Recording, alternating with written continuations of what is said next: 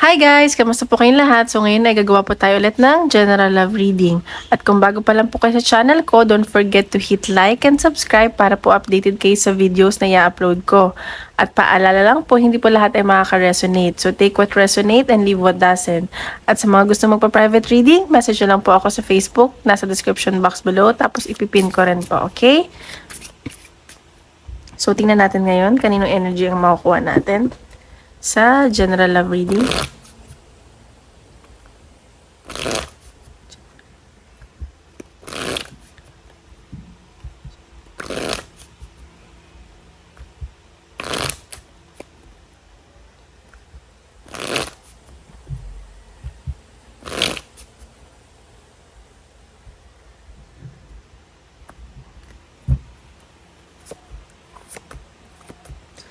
Okay. Sa nakikita ko dito, may mga na-involve sa betrayal.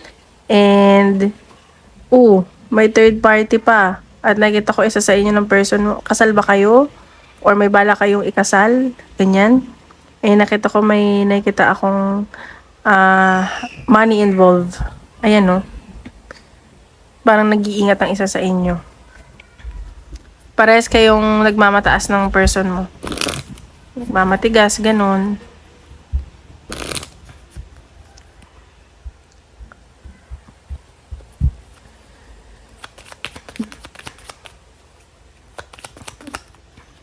Okay, sa nakikita ko dito, gusto mo munang mag-travel, mapag-isa, gusto mo magnilay-nilay, ganun.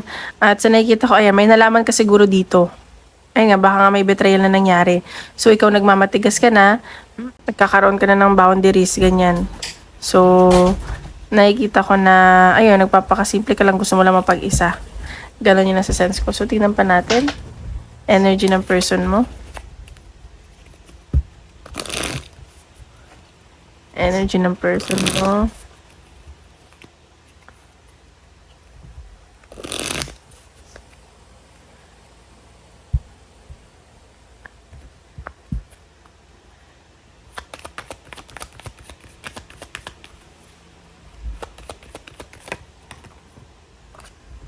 Okay, itong person mo, gusto niya na mag-heal.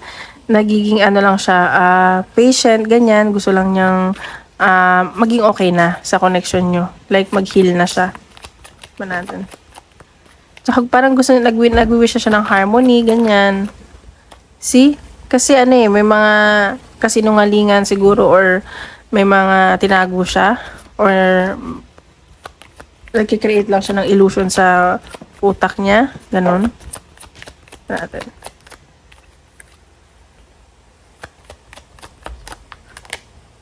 See? Itong person mo mabait naman to eh. At saka, mahal na mahal ka nitong person mo. Nakikita ko na very genuine yung nararamdaman niya sa'yo. Mabait to. Mabait tong taong to. Energy. Okay, so nakikita ko gusto na nito ng new beginning. Clarify natin kung sa'yo o sa sarili niya. Kasi siya, optimistic eh. Ayan. So, gusto niya na ng new beginning. Siguro marami na siyang choices ngayon at saka marami ng blessings na dumadating sa kanya. Marami na siyang pinagpipilian or marami nang nagkakagusto sa kanya. Ganun. Marami siyang choices. Marami siyang ginagawa. Marami siyang responsibilities. Ayan. Sa nakikita ko, baka iniisip-isip ka nito na ano ka talaga eh. Yung hindi ka rin din gagawa ng move or mabagal din yung nag-aantay lang to na action mo. Nag-iisip-isip lang siya. Nag-aantay siya ng gagawin mong action. Nag-aantayan kayo, ganun. Tingnan pa natin. See? Nakikita ko, free-spirited tong person mo at passionate at attracted to sa'yo. Sobra yung nararamdaman niya sa'yo. Tingnan pa natin. Parang lagi siyang na-excite pag nakikita ka, ganyan. Ayan, so nakikita ka naman nito as mapapangasawa niya. Nakikita ka niya as motherhood. And so nakikita ko na may abundance din na paparating sa kanya. At mas focus siya sa abundance na natatanggap niya ngayon. Ito natin. See? So ayan, baka magkita din kayo. Nakikita ko, ingat ka lang kasi makapag nakita kayo, may nakita akong pregnancy, and nakita ko na gusto rin naman niya na magkita kayo at mag-reunite. And nakita ko baka magkita kayo at tawag dito? May celebration na mangyari. Ayan. So, tingnan natin. Energy mo naman. Oops. Energy mo.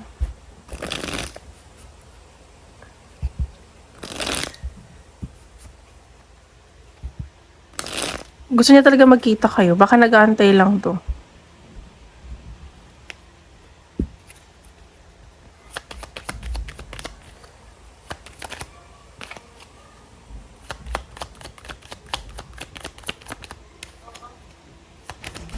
Okay, so tingnan natin. Sorry guys. Natin energy mo. Okay. So ikaw nagmamatigas ka. Gusto mo ikaw lang masusunod. Lagi. Ganyan. And medyo bossy type ka. Tingnan natin. Ayan.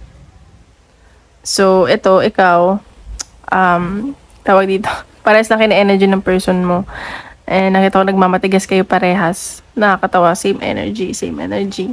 And sa nakikita ko, mag-focus ka rin sa kaperahan mo. Para nag-aantayan nga lang kayong dalawa. At energy mo. Kung sinong lalapit. Itong person mo nakatingin lang sa'yo. Boss mo ba to? Sabi niyo, okay. Bahala ka dyan. Kasi ikaw nakatingin ka naman sa kabila. Pat mantigasan. Okay, sa nakikita ko dito kasi ikaw nagiging matalino ka na. Dati marupok ka. Ngayon, mas gagamitin mo na yung utak mo. Hindi ka na yung basta-basta na porket mahal mo siya. Yun na. Alam mo yun. Okay, sa nakikita ko, medyo busy ka lang din. Ang dami mo kasing ginagawa, ganyan. And you're very hardworking person. So, nakikita ko lahat naman ng pinaghihirapan mo ay may kapalit na. At nakikita ko, may mga reward na din na padating. At sa nakikita ko, naging invested ka rin dito sa connection nyo ng person mo. Alam mo yun? Tignan pa natin. Parang lahat binigay mo pagmamahal, time, effort, lahat na. Energy mo. Ayan, so ikaw hindi ka pa din decidido dito kasi natatakot ka. Pero stuck ka pa rin eh. Di mo lang alam kung anong gagawin mo, ganun. Ayan, sa nakikita ko dito, mahal na mahal mo tong taong to. And sobra yung mahal nyo na may isa't isa, nagmamatigasan lang kayo. Alam mo, kulang kayo sa communication. Isa dito, duwag. Ganyan. At sa nakikita ko, sobrang nasaktan ka talaga dito. As in, alam mo yun, gumuho talaga yung mundo mo sa connection na to. Tingnan pa natin.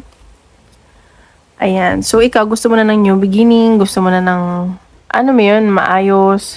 Kung hindi man siya makikipag-ayos, edi wag. Parang, ano ka din dito eh.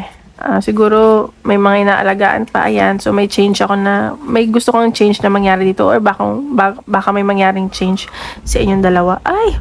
The lovers. So, ayan, mahal niyo talaga isa't isa. At nakikita ko na very devoted kayo sa isa't isa.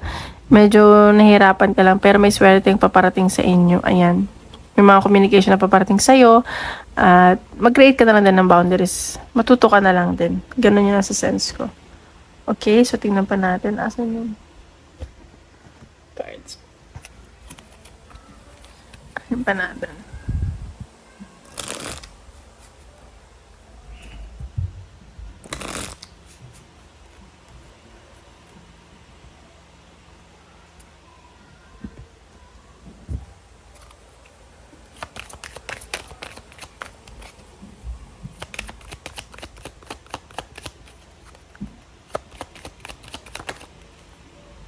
Ayan. So, ayun, nagpapakabisi na lang kayo social media or nai-stalk niya isa sa social media. Ganon.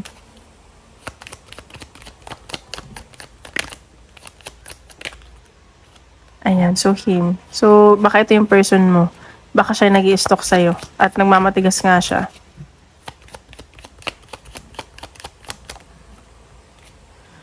Soulmate kayo. Soulmate kayo ng person mo. At nakikita ko kahit sino pa makatuluyan nyo, mahal nyo pa rin isa't isa at yun pa rin ang gusto nyo. Alam mo yun? Eh, nakikita ko, kailangan nyo lang magsama, kailangan nyo lang magkita. And nakikita ko, pinag-iingat ka lang dito kasi baka may bagong paparating sa'yo pero maloko ka lang, ganyan. And, or baka magbago yung, alam mo, magkaroon ng new beginning sa inyo at mag-connect ulit kayo kasi mahal niyo naman isa't isa. Ayan o, her. Mag-ingat ka lang, yun lang. So, tingnan natin.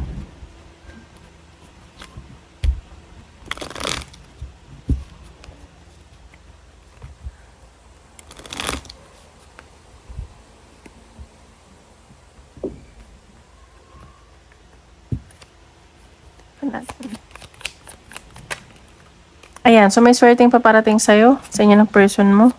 Baka, ano ba, may ma-receive ka na reward or magkita kayo sa trabaho, ganun.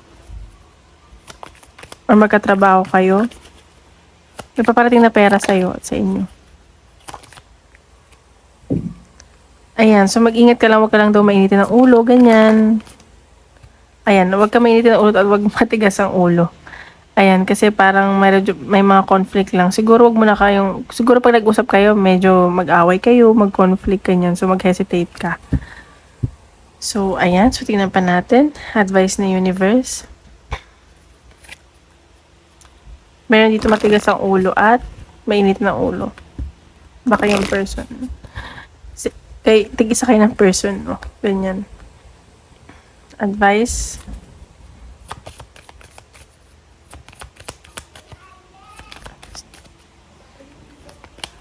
Okay, you can always rewrite the story. So, ayan. So, baka nga may new beginning na paparating sa inyo.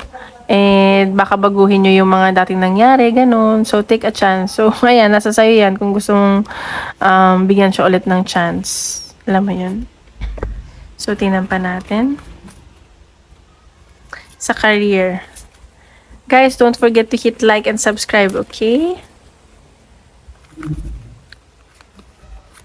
Tingnan natin sa career.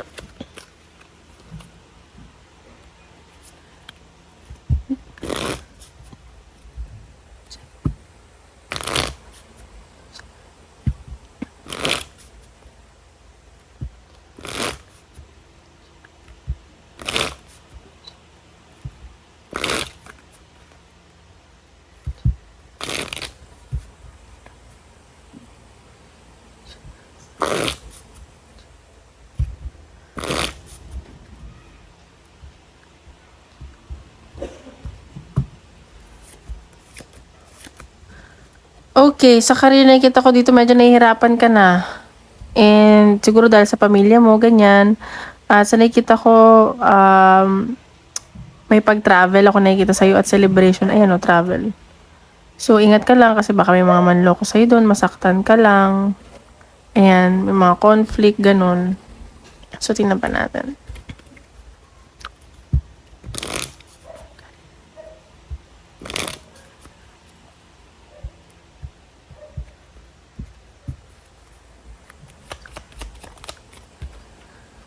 Unplug. So, ikaw, sa career, nakikita ko, gusto mo munang mag-relax-relax. Ganon.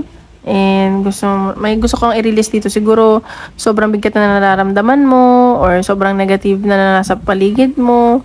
Ayan. So, parang gusto mo munang unwind. Ganyan. Ito pa natin.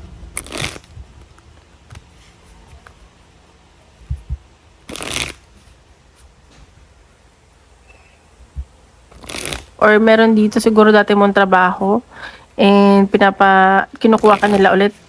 Nahihirapan ka lang kasi parang naging pamilya mo na sila, doon ka masaya. Pero maraming nanakit sa'yo at nanloko doon. Alam mo yun, ganun yung nasa sense ko.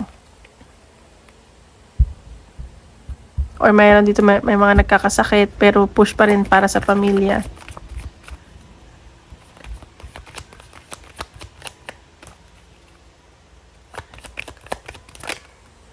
Okay, sa nakikita ko dito,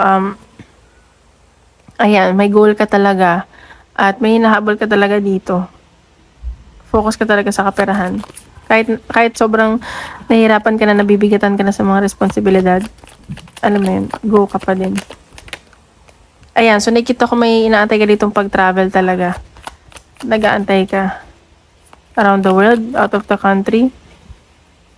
Ayan, so, nag-iisip-isip ka, ay nakikita ko nagdadasal ka na, kasi sinusunod mo yung intuition mo eh. Ayan, judgment. So, nakikita ko, magiging maayos naman dan daw. And, kung ano man daw yung pipiliin mo, it's for you. At doon ka talaga. Kasi yun, no, sobrang nag-iisip-isip ka, nagdadasal ka, ganun. Ayan.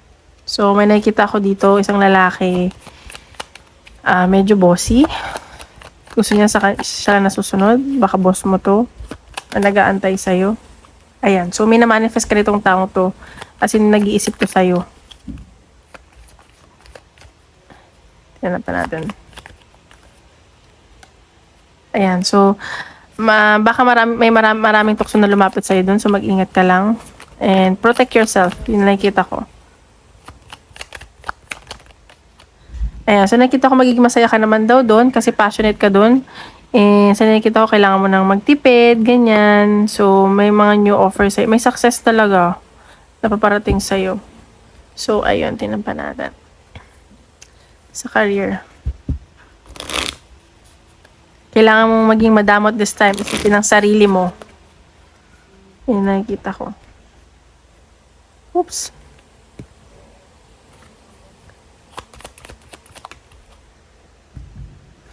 Ayan. So, baka doon mo mamit yung mapapakansawa mo.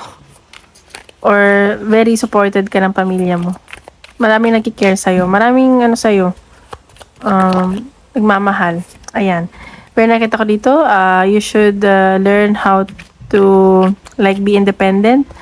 Mas mahalin mo yung sarili mo kaysa ibang tao. Ayan. So, matuto ka na daw. So, nakita ko naman natuto ka na. Bayan may buhok.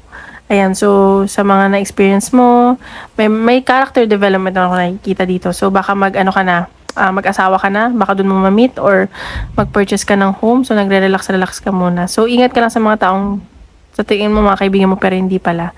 Ayan, so may mga aayusin ka na dito, ganyan. So focus ka lang sa goal.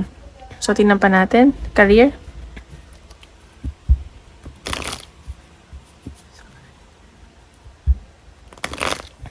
Career.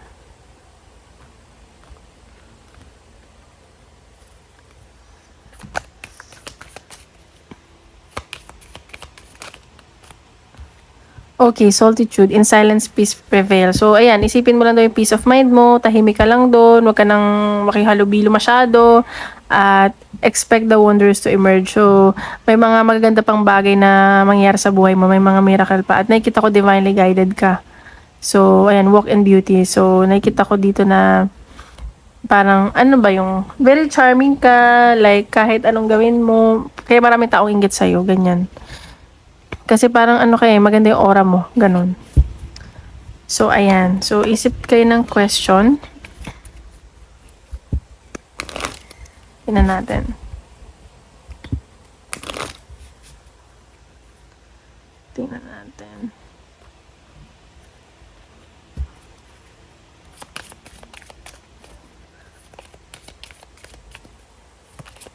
Anong question?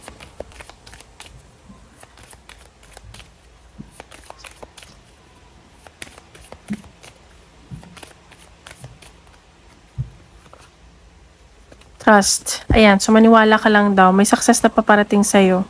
And siguro nag-recover ka lang at maging positive ka lang daw. Okay? Matuto magpatawad. So, yun lang guys. Maraming salamat. Tomorrow ulit.